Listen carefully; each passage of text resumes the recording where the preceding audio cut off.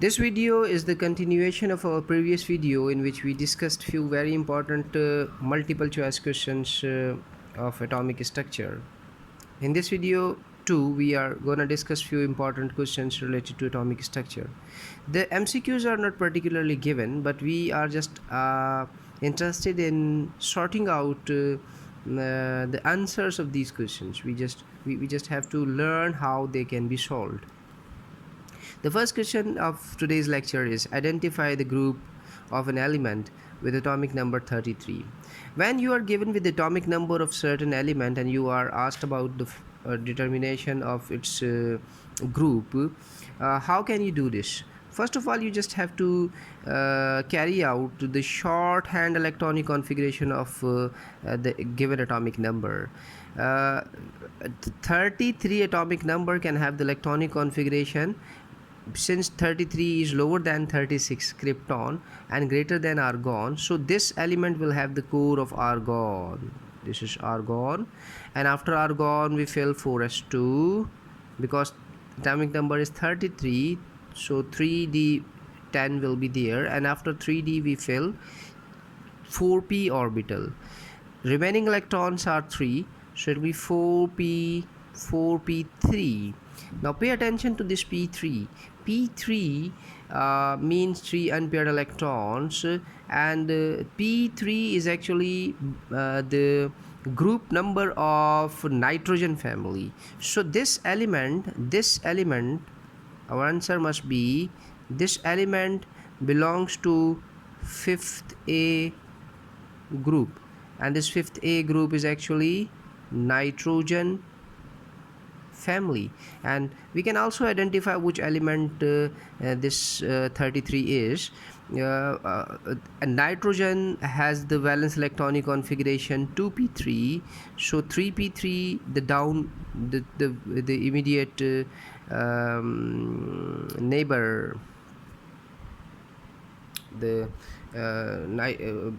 this is phosphorus 3p3, and then arsenic. This is actually arsenic 4p3. This next question is find out the particles, i.e. atoms or ions that may be isoelectronic with chloride. Particles that are isoelectronic may be ions or they may be atoms. By isoelectronic we mean the atoms or ions having same number of electrons. So we have to find out those particles, means ions or atoms, that have the electrons equal to the electrons present in chloride. The electrons in chloride are equal to, we know that the atomic number of chlorine is 17. That means in its neutral state it has 17 protons in the nucleus and 17 electrons in the outermost part. By negative charge we mean that chlorine has gained 1 electron, so it has 17 plus 1 electron. It is in the chloride form, it is having 18 electron. Now we have to just identify which ions or atoms have 18 electrons. Potassium, which is very near to chlorine, loses 1 electron during chemical reactions. Its atomic number is 19. After losing its 1 electron, it becomes potassium ion cation, and it has 18 electrons after losing 1. So potassium ion is isoelectronic with chloride. Similarly, calcium atomic number 20 loses 2 electrons during chemical combinations. So after losing 2 electrons, when it forms dipositive calcium ion, it has electrons equal to 18 that are in chloride. Then scandium with atomic number 21 also loses electrons because it is metallic in nature. It loses 3 electrons in most of its chemical reactions. After losing 3 electrons, it again becomes like chloride. So all of these positive ions are isoelectronic with chloride.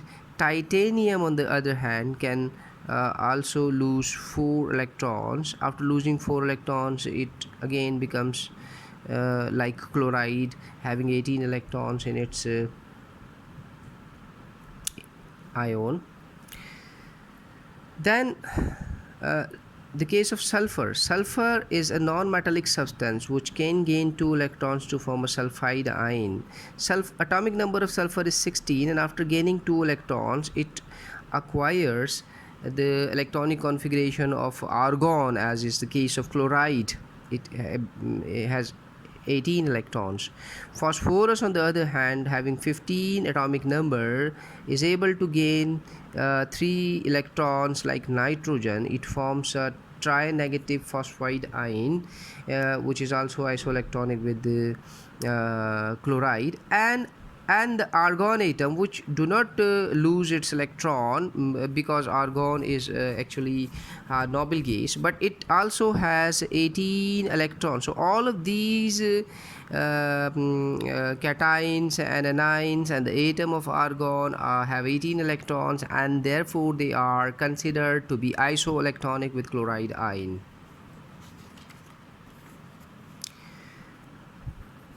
The next question is, how many unpaired electrons are present in di-positive iron ion and di-positive copper ion? How to calculate the number of unpaired electrons in these transition metal ions? It is very easy. First of all, we have to find out the total number of electrons present in the iron ion. Iron has atomic number of 26, so in its neutral state it has 26 electrons, and by di-positive we mean that it has lost 2 electrons, so we have to remove 2 electrons from it and it will form a di-positive ion. Now it has 26 protons, but it has 24 electrons. In this case it has 24 electrons, so we have to arrange 24 electrons. 24 electrons can be arranged in this manner. The core of argon, and it must be noted that the 2 electrons in transition metals are first removed from the 4s orbital if we are dealing with the first D series, 3D series. In the case of 3D series, electrons are first removed from the 4s orbitals and then they are removed from, we know that the s orbital can occupy 2 electrons, so if any atom is losing 2 electrons, these 2 electrons are first lost from 4s orbital, and the third, fourth, fifth electrons are removed from the 3D subenergy shell. So 4s is empty, 4s 0, and we are now 18 electron in argon. Remaining 6 electrons will be filled in 3D. We have 3D 6. 3d6 means the first 3d orbital will have 2 electrons and the next 4 orbitals will have 4 unpaired electrons. So total number of unpaired electrons in the Fe di-positive ion will be 4. We will have 4 unpaired electrons. And the case of copper di-positive ion can also be understood in the same manner. Copper di-positive means we are going to remove 2 electrons from it. It will become copper di-positive, and now here its atomic number is 29, and after losing 2 electrons it is now having 27 electrons. Now we have to arrange 27 electrons. Core of argon, and we must recall that the valence shell electronic configuration of copper is exceptional. It is different from the rest of the members of first D series. It has 4s1 and 3d10. It has completely filled D energy shell. So 1 electron will be removed from 4s, it will have 0, and the remaining 1 electron will be removed from 3d subshell. So 3d has 10 electrons. After removing 1 electron we will have 3d9, and 3d9 simply means that first 4 orbitals will be paired. They will have 2 electrons in each orbital, and the outermost orbital will have an unpaired electron, so it has only one unpaired electron. The next question is to identify the outermost orbital of an element with atomic number 53. How to identify the outermost orbital of an element whose atomic number is given to you? The 53 is the atomic number of element.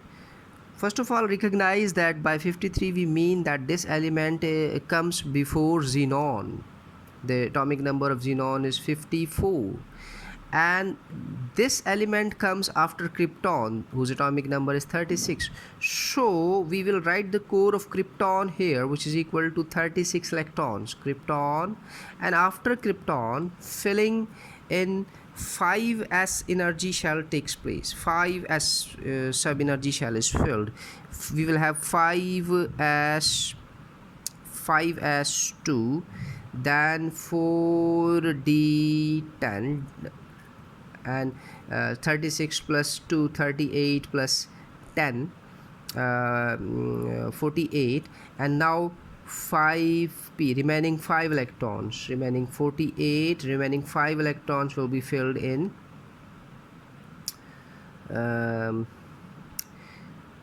5p5. So this element is actually 5p5 means halogens.